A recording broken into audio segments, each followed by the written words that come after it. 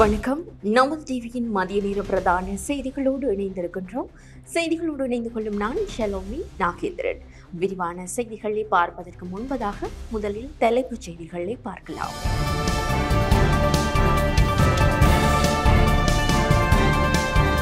அரசாங்கத்தின் மீது நம்பிக்கை இழந்த வடக்கு மக்கள்.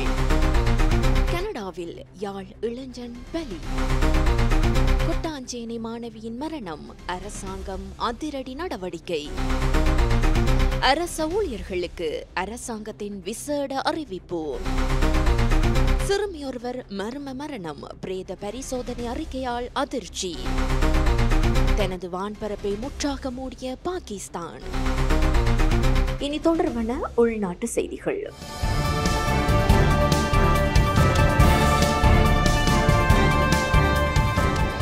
வடக்கு மக்கள் அரசாங்கத்தின் மீதுள்ள நம்பிக்கையை இழந்துள்ளதாக பாராளுமன்ற உறுப்பினர் அர்ஜுனா ராமநாதன் தெரிவித்திருக்கின்றார்.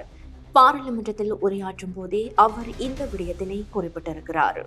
தேர்தல் நேரங்களில் எங்களுடைய பாராளுமன்ற உறுப்பினர் இளங்குமரன் அவர்கள் பாராளுமன்ற பஸ் ஸ்டாண்டை போய் கீறி கொண்டிருப்பார். அதை ஒரு விளக்கமாத்தை வைத்து துடைத்துக் கொண்டிருப்பார். அது அல்ல அபிவிருத்தி. நீங்கள் 180 பாராளுமன்ற உறுப்பினர்களை கொண்டு வைத்திருக்கின்ற போது 159 நாங்கள் தமிழர்களாக உங்களை எவ்வாறு வரவேற்றோம்? உங்களை வடக்கு மாகாணம் எவ்வளவு ஒரு ஆசையாக வரவேற்பது. உங்களுடைய வடக்கு மாகாண உங்களுடைய உரையை என்னுடைய உரையிலே வடக்கு மாகாண பட்ஜெட் என்று சொல்லும் அளவுக்கு உங்களிலே எங்களுக்கு நம்பிக்கை இருந்தது. நாங்கள் தமிழர்கள் இலகுவாக உங்களை நம்பிவிடுவோம். அதைத்தான் எங்களுடைய வடக்கு மாகாணத்தில் இருக்கிற தமிழர்கள் செய்தார்கள். ஆனால் இந்த 7 மாதங்களிலே நீங்கள் வடக்கு கிழக்கிலே செய்த அபிவிருத்தியை சற்று சிந்தித்து பாருங்கள். உங்களுடைய பிமன் ரத்நாயக் அவர்கள் வந்தார். எலெக்ஷன் நேரம் உங்களுடைய ஜனாதிபதி வந்தார், பிரதமர் வந்தார், எல்லாரும் வந்தார்கள். கோயில் திருவிழாக்கள் போல் பெரிய பிரச்சார மேடைகள் நடத்தப்பட்டது.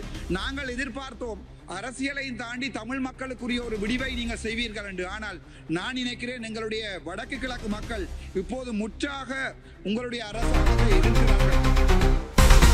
பிள்ளைகள் சம்பந்தப்பட்ட விடயங்களை ஒருபோதும் அரசியலாக்க கூடாது என பிரதமர் ஹரணி அமரசூரிய தெரிவித்துள்ளார். பிள்ளைகள் சம்பந்தப்பட்ட குற்றங்கள் மற்றும் சம்பவங்கள் குறித்து கருத்துக்களை வெளியிடும் போது பொறுப்புடன் நடந்து கொள்ள வேண்டும் எனவும் இதுபோன்ற சம்பவங்களை ஒருபோதும் அரசியல் சந்தர்ப்பங்களாக மாற்றக்கூடாது எனவும் பிரதமர் ஹரணி அமரசூரிய தெரிவித்தார். பாராளுமன்றத்தில் நேற்று உரையாற்றும் போதே அவர் இதனை கூறியுள்ளார்.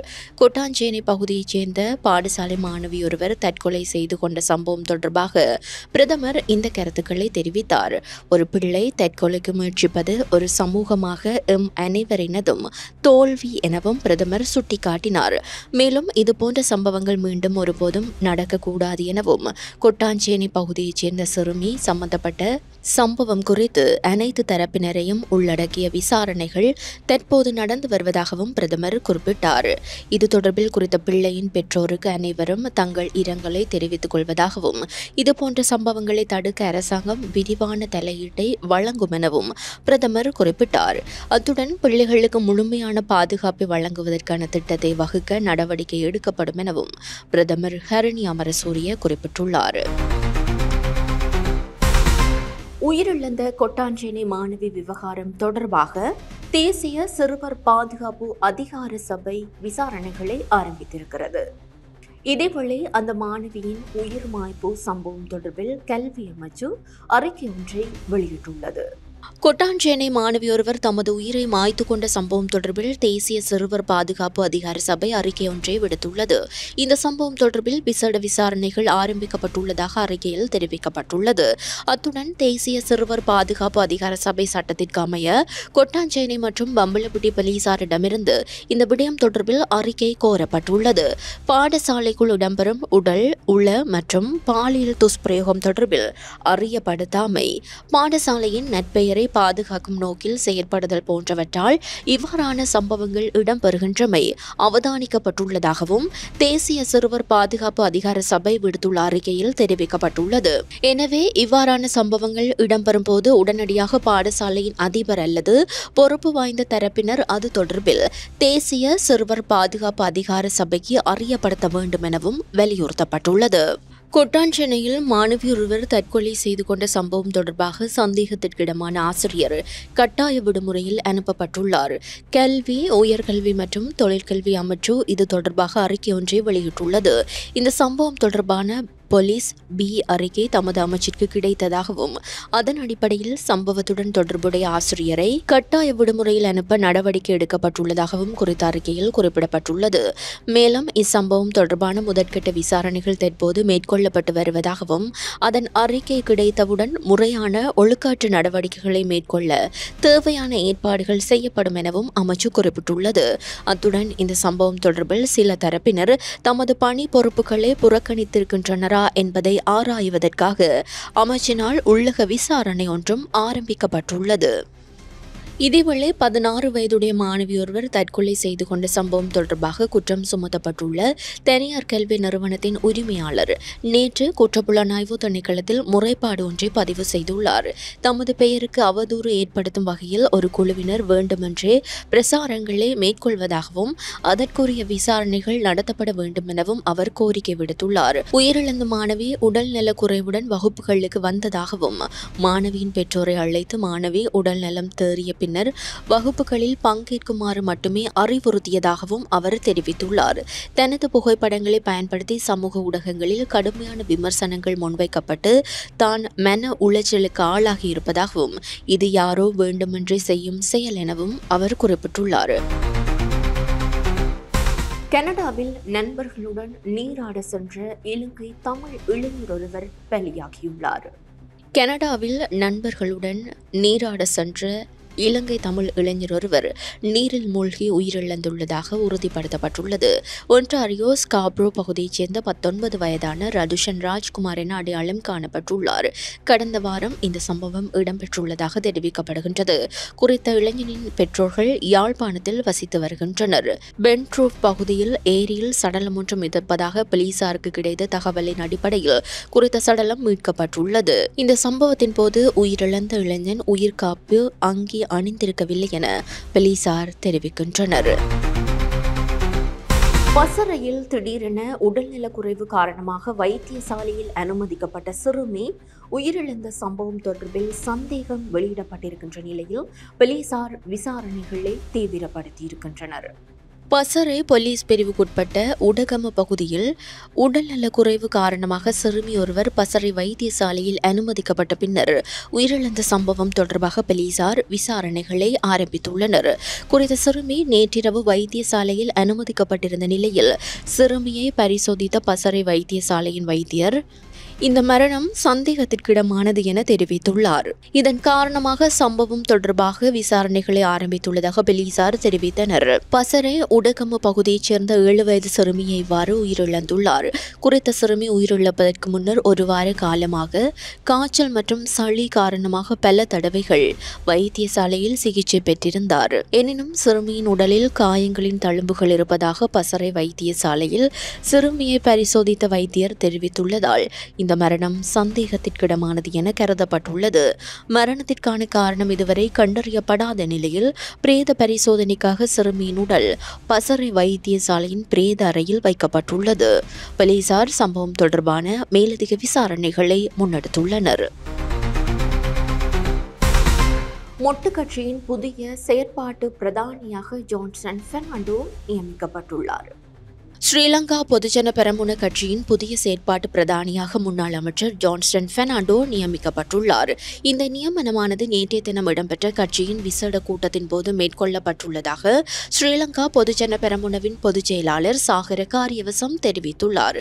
அதே நேரம் உள்ளூராட்சி மன்றங்களுக்கான உறுப்பினர்களை நியமிப்பதற்காக முன்னாள் அமைச்சர் காமினி லோக்குகேவின் தலைமையில் குழு ஒன்று நியமிக்கப்பட்டுள்ளது.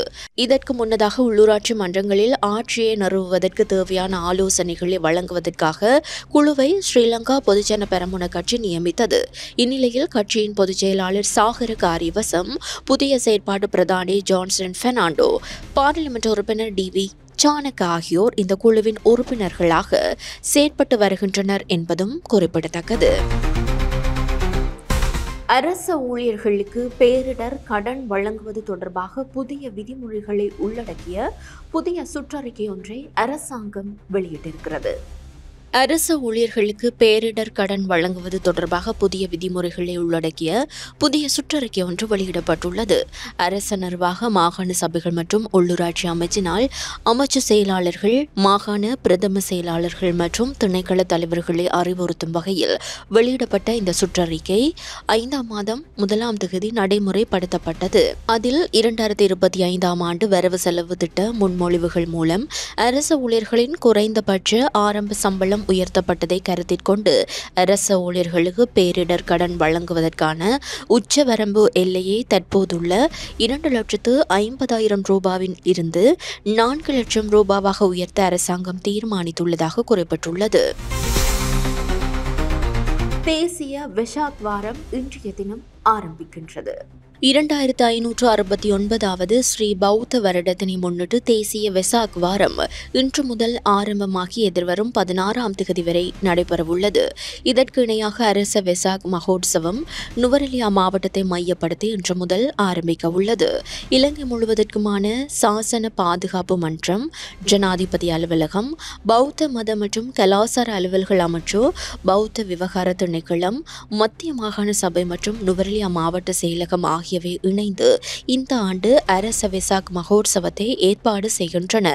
நற்குணங்கள் கொண்ட உன்னத நண்பர்களுடன் பழகுவோம் எனும் தொனி பொருளின் கீழ் இந்த ஆண்டு அரச வெசாக் மகோத்சவம் எதிர்வரும் 16ஆம் தேதி வரை நடைபெறவுள்ளது.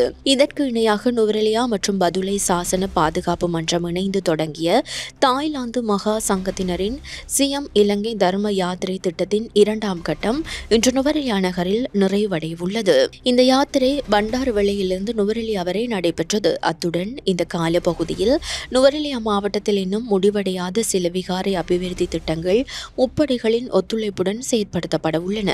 இதற்கிடையில் வெசாக் வாரத்தை முன்னிட்டு நாடு முழுவதிலும் உள்ள இறைச்சி விற்பனை நிலையங்கள், சூதாட்ட விடுதிகள், கெசினோ மண்டபங்கள், களியாட்ட விடுதிகள் மற்றும் மதுபான சாலைகள் மூடப்படும் என அரசாங்க தகவல் திணைக்களம் தெரிவித்துள்ளது.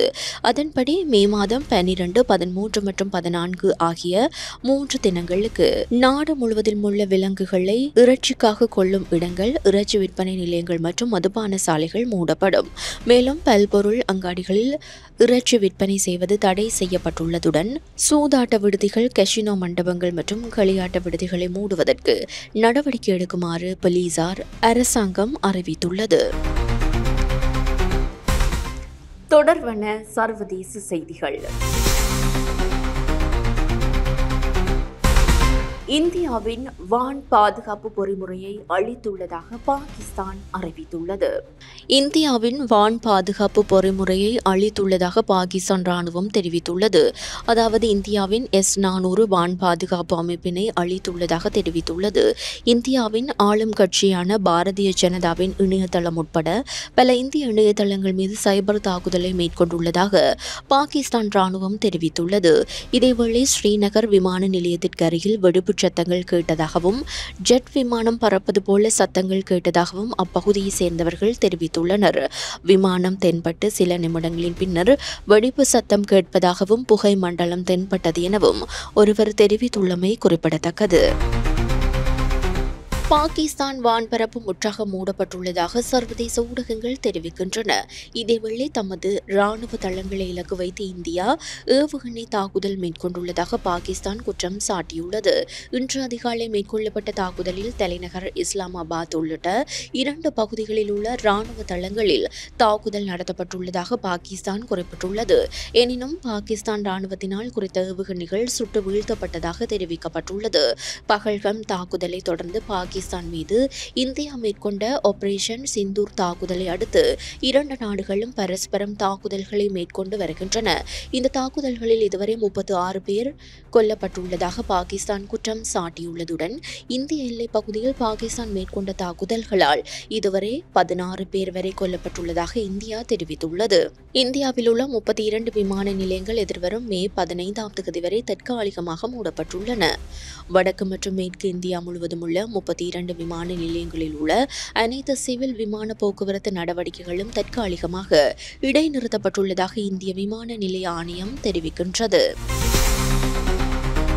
தொடர்வது விளையாட்டுச் செய்தி.